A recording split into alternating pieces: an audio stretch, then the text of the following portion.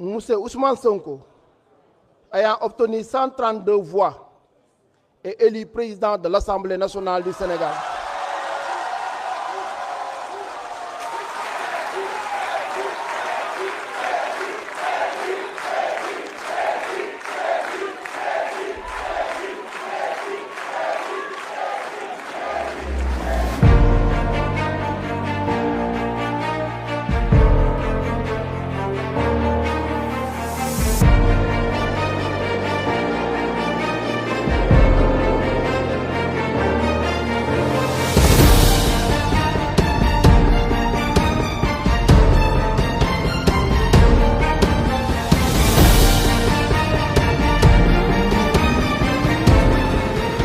Mesdames et messieurs,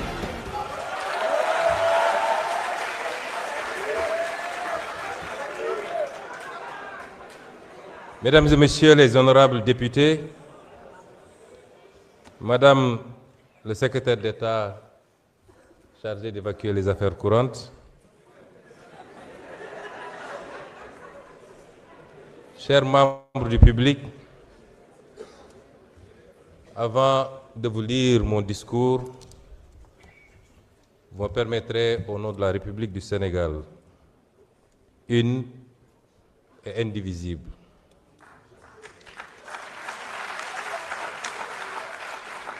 d'adresser mes chaleureuses félicitations à mon nom propre, au nom de la représentation parlementaire, à M. Ahmadou Al-Aminou Lo, qui hier a été nommé Premier ministre de la République du Sénégal. Je voudrais rappeler que je connais personnellement le Premier ministre du Sénégal, que j'ai fait nommer secrétaire général du gouvernement rattaché à la primature que je dirigeais, et avec lequel j'ai cheminé pendant 1 an et demi et abattu un travail colossal dans la confection d'abord des référentiels, notamment celui du Sénégal 2050, le master plan, le master plan et tous les autres documents relatifs au référentiel. Et je peux témoigner que c'est un travailleur acharné, un homme compétent, un homme dévoué.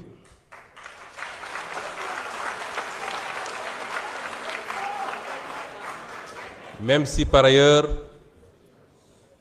je dois à la vérité que nous avons certaines divergences sur certaines questions, notamment la question monétaire, la gestion de la dette et d'autres questions similaires.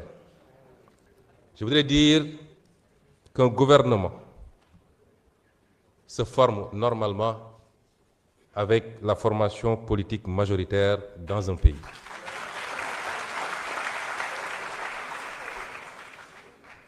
Notre formation politique n'a pas été associée aux consultations qui ont conduit à la nomination d'un Premier ministre.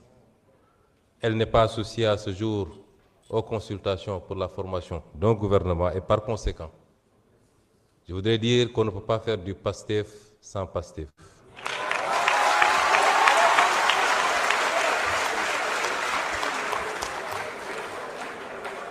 Et la seule référence du socle PASTEF dans un discours n'a pas légitimité du parti PASTEF.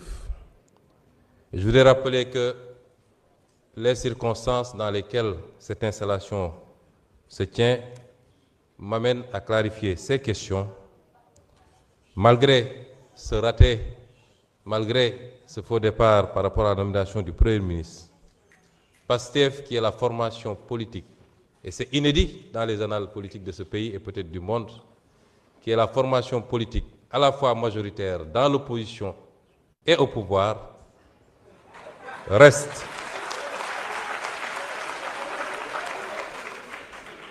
ouvert à une discussion responsable qui met de côté les égos pour trouver les voies et moyens d'une gouvernance apaisée et terminer ce mandat dans les meilleures conditions. Et cette discussion ne se fera pas autour des hommes et des femmes. Elle se fera autour des orientations et du programme. Sur quoi devrons-nous entendre désormais avec l'exécutif? Quels sont les engagements qui ont été pris récemment sur la question liée à la restructuration? Quelles perspectives pour le maintien du pouvoir d'achat et éviter de faire subir aux Sénégalais les conséquences d'une augmentation? Quid de la justice et du jubal jubbanti? Autant de questions qui devront fonder les discussions s'il en est avec le président de la République pour pouvoir envisager de continuer à l'accompagner dans la sérénité, le parti, l'Assemblée nationale, les majorités que nous détenons aussi bien dans l'opposition qu'au niveau de l'exécutif.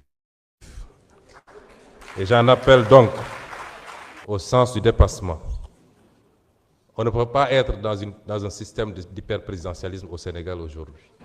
Et la configuration actuelle en a décidé ainsi. Mesdames et Messieurs les honorables députés, nous voici réunis dans cet hémicycle en un jour 3 fois symbolique. Lendemain de Pentecôte et retour de Popenguine pour les chrétiens, jour de la station et du jeûne d'Arafat et veille de la Tabaski pour les musulmans. Il y a quelques jours encore, j'étais à la tête du gouvernement. Mon bilan y est très précis. Transparence sur la dette cachée, renégociation des intérêts compromis du Sénégal, respect des échéances de la dette, refus de la restructuration, plan de redressement économique et social, moralisation de la vie publique, notamment pour tout ce qui concerne les fonds, la corruption, le train de vie de l'État et les réformes, exigence de justice, protection de la société et de ses valeurs, notamment avec cette loi contre l'homosexualité, gestion des cas complexes liés aux inondations et des campagnes de production agricole, maîtrise du coût de la vie pour les Sénégalais, apaisement du climat social, redéfinition du modèle de développement, sauvetage des entreprises en difficulté et lutte contre la corruption, je le répète encore. Et maintenant, l'Assemblée nationale. Qu'il me soit permis d'abord de rendre un hommage appuyé, fraternel et solennel à mon prédécesseur.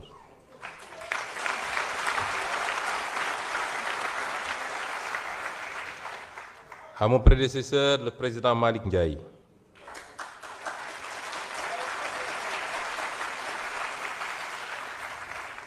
Pour sa loyauté sans faille envers les idéaux patriotiques qui nous rassemblent. Et pour son dévouement de chaque instant. De le féliciter ensuite pour son bref mais brillant passage à la tête de cette Assemblée, qui l'a profondément transformé. Sur le plan matériel et symbolique, il a réhabilité ce bâtiment qui commençait à porter les stigmates du temps, de l'usure et de l'abandon, lui rendant un peu de son lustre et de sa superbe. Sur le plan humain, il a porté une attention exemplaire aux hommes et aux femmes de cette institution. Techniciens, greffiers, collaborateurs, personnes de service, améliorant leur statut, rappelant avec force que derrière les bancs des députés, il y a des vies, il y a des familles, des dignités à protéger. Sur le plan financier, il a imposé une régularisation rigoureuse et méthodique des procédures budgétaires, mettant fin aux zones d'ombre et aux pratiques opaques. Sur le plan technologique, il a engagé la digitalisation du travail parlementaire, nous dotant d'outils modernes alignés aux meilleurs standards. Au plan international, il a su donner un contenu dynamique au concept de diplomatie parlementaire, au service du rayonnement du Sénégal et renforcer le positionnement régional et international de notre pays. Président Malick Ndiaye, au nom de tous les députés de cette institution, au nom de notre formation politique, au nom du peuple sénégalais, à mon nom propre, je vous dis merci.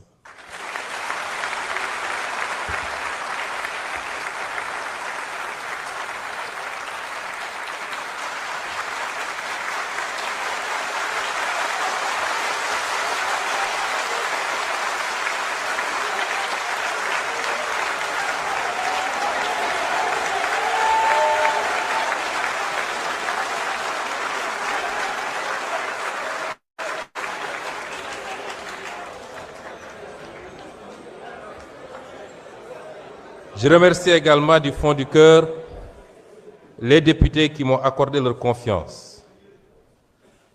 Députés de la majorité, mais plus encore députés de l'opposition qui m'ont accordé leur confiance. Cette confiance me lie. Aujourd'hui, vous me donnez plus que jamais les moyens insoumis et institutionnels de notre rôle de gardien vigilant de notre révolution.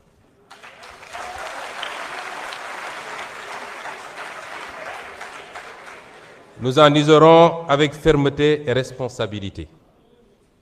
Je veux aussi adresser un petit mot affectueux à mon ami et frère, l'honorable Ismaïla Wane.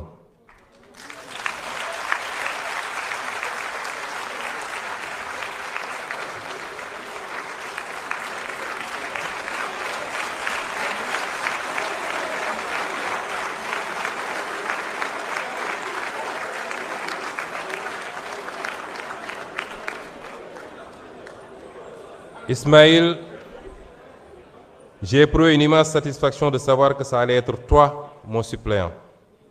Depuis plus de 10 ans que nous cheminons, tu as toujours fait preuve, en toutes circonstances, d'une loyauté absolue, de désintéressement rare, d'une abnégation totale. Ton amitié sincère restera l'un des biens les plus précieux que m'ait offert l'engagement public. Pour ma part, chers collègues, comme vous le savez tous, j'ai été député pendant 5 ans, 5 longues années. J'ai connu les bancs étroits de l'opposition parlementaire, les joutes oratoires acharnées et parfois l'épuisement du combat solitaire contre des majorités qui confondaient la force du nombre avec la légitimité du droit.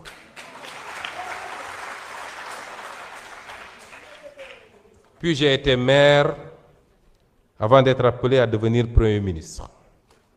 Cette expérience, renforcée par mon parcours technique dans la haute fonction publique et la parfaite connaissance de tous les dossiers gouvernementaux en cours, seront des atouts précieux pour la montée en puissance de notre Assemblée dans ses rôles constitutionnels. Mesdames et Messieurs les députés, en entrant aujourd'hui dans cette Assemblée nationale avec la responsabilité de la présider, je mesure pleinement la gravité du moment historique que traverse notre pays. Me voici appelé à conduire l'institution chargée de représenter directement la souveraineté populaire. Certains y voient une crise, d'autres un déchirement. Moi, j'y vois d'abord une épreuve de vérité pour notre démocratie. Les peuples ne jugent pas seulement les hommes politiques sur leur victoire. Ils les jugent surtout sur leur capacité à demeurer fidèles à leurs principes lorsque le pouvoir devient inconfortable. Car il existe une question plus importante que celle de savoir qui gouverne. Cette question est: au nom de quoi gouverne-t-on? Depuis plusieurs mois, notre pays a vu émerger des divergences profondes au sommet de l'État. Elles ont été décrites comme des rivalités personnelles, des conflits d'ambition ou des luttes d'influence. Je ne souhaite pas nourrir cette lecture réductrice. Ce qui est en jeu dépasse des individus. Ce qui est en jeu, c'est le rapport entre la morale et la politique.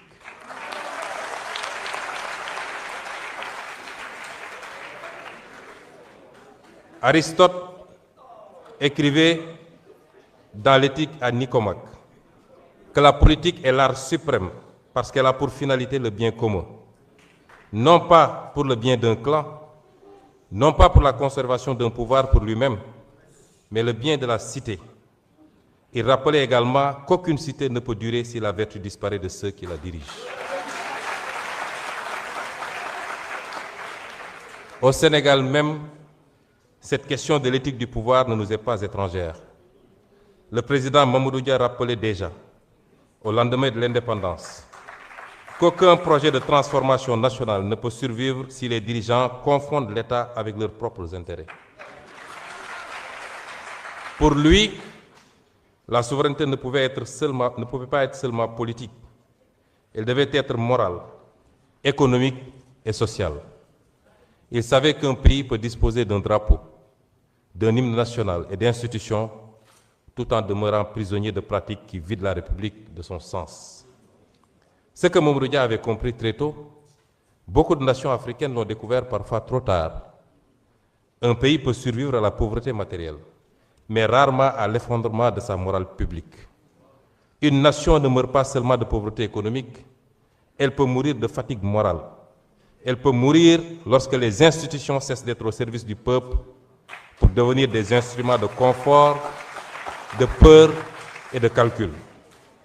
Elle peut mourir lorsque les institutions cessent d'être au service du peuple pour devenir des instruments de confort, de peur ou de calcul.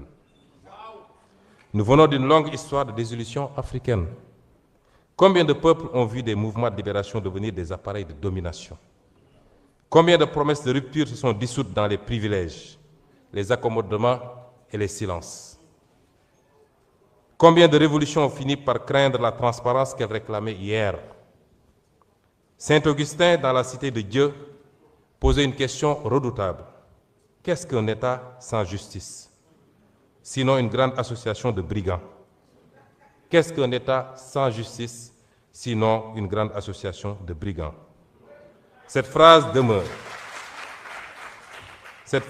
d'une actualité implacable pour toutes les nations du monde.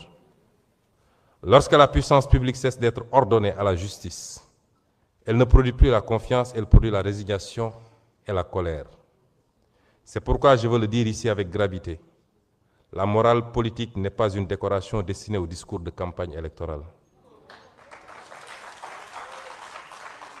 Elle est la condition de survie des nations. Lorsqu'un peuple perd confiance dans la parole publique, il cesse progressivement de croire aux institutions elles-mêmes. Notre responsabilité historique est immense car notre peuple a beaucoup souffert pour rendre possible la révolution citoyenne par les urnes de 2024. Des jeunes sont tombés, des familles ont pleuré, des citoyens ont connu la prison, la peur et parfois l'exil. Le peuple sénégalais n'a pas porté notre projet au pouvoir pour assister à une simple permutation d'élite.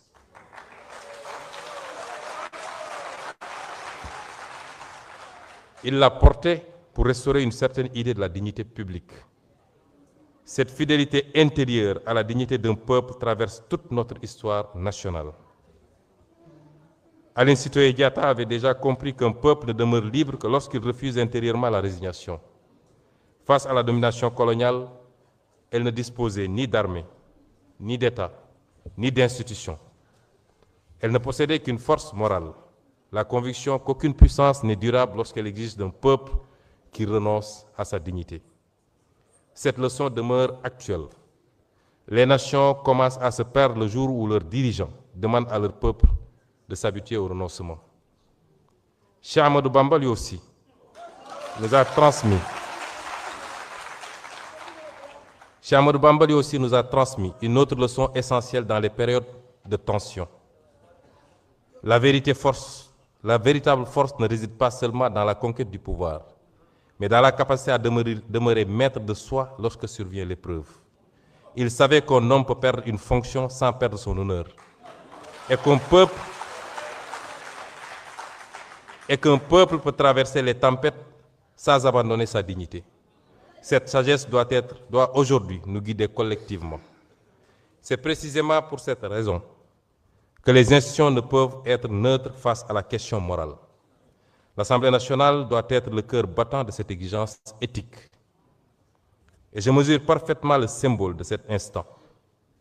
Les principes et les préceptes que je viens de citer, je les ai développés bien avant. bien avant, lors de la campagne législative de 2022, lors de la campagne législative de 2017 et lors de la campagne législative de 2024, il n'est qu'à remonter à mes différentes déclarations et à mon interview avec Walfadjri pour voir qu'il y a une cohérence dans les propos que je tiens sur le rôle qui doit être celui de l'Assemblée nationale. Et je mesure parfaitement le symbole de cet instant. Certains croyaient que le limogeage d'un Premier ministre signifiait sa disparition politique. Mais dans une démocratie véritable, aucune fonction n'épuise la légitimité populaire. Aucune fonction n'épuise la légitimité populaire. Le peuple demeure la source du pouvoir. Et cette Assemblée, forte de la confiance massive accordée au projet porté par PASTEF lors des législatives du 17 novembre 2024, possède aujourd'hui une responsabilité historique particulière. Je veux rassurer que je n'utiliserai pas cette responsabilité pour organiser le chaos institutionnel.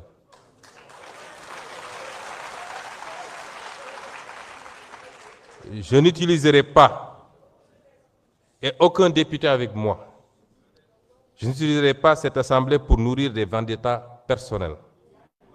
Ce serait trahir notre propre combat.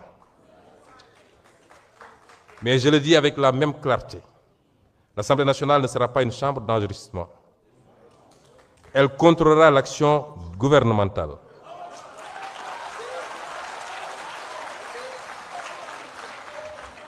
Elle exercera pleinement ses prérogatives constitutionnelles de vote des lois, de contrôle de l'action du gouvernement et d'évaluation des politiques publiques. Elle défendra la transparence des finances publiques, la reddition des comptes et la souveraineté populaire. Elle usera de tous les leviers de contre-pouvoir, tous les leviers de contre-pouvoir constitués. Elle usera de manière responsable, mais tout aussi ferme, de tous les leviers de contre-pouvoir constitués selon la gravité des faits et des circonstances. Cette exigence morale ne relève d'ailleurs pas seulement de la philosophie ou de l'histoire politique. Elle est profondément enracinée dans notre propre civilisation spirituelle. Le Coran enseigne qu'Allah vous commande de rendre les dépôts à leurs ayants droit. Et lorsque vous jugez entre des gens, de juger avec équité. Le pouvoir est donc un dépôt, une charge, une responsabilité devant les hommes et devant Dieu. Le calife Omar ibn Khattab craignait d'être tenu responsable. Craignait d'être tenu responsable devant Dieu si une mule trébuchait, faute de route entretenue. Voilà le sens véritable de l'éthique politique. Considérer que chaque injustice ignorée, chaque privilège toléré, chaque renoncement devant la vérité finit par fragiliser toute la communauté nationale. Mes chers collègues, nous sommes entrés dans une nouvelle phase de notre histoire politique. Elle sera difficile. Elle sera traversée par des tensions, des tentatives de division et des pressions multiples. Mais elle peut aussi devenir un moment de maturation démocratique. Le Sénégal doit montrer à l'Afrique qu'une crise politique peut être affrontée sans haine, sans violence et sans effondrement institutionnel. Nous devons prouver qu'un peuple africain peut débattre fermement sans détruire son propre État. Nous devons démontrer que la fidélité aux principes est plus forte que les calculs de circonstances. Je tends la main à tous les députés de cette Assemblée, majorité comme opposition. Car au-dessus des appartenances partisanes, il existe une exigence supérieure, celle qui consiste à préserver la République, et l'histoire retiendra moins les postes occupés que les principes défendus dans les moments décisifs. Et dans ces moments-là, la seule véritable question est toujours la même. Lorsque le pouvoir nous met à l'épreuve, choisissons-nous le confort ou la vérité? Pour ma part, je continuerai de choisir la vérité. Vive l'Assemblée nationale, fière, rénovée et debout.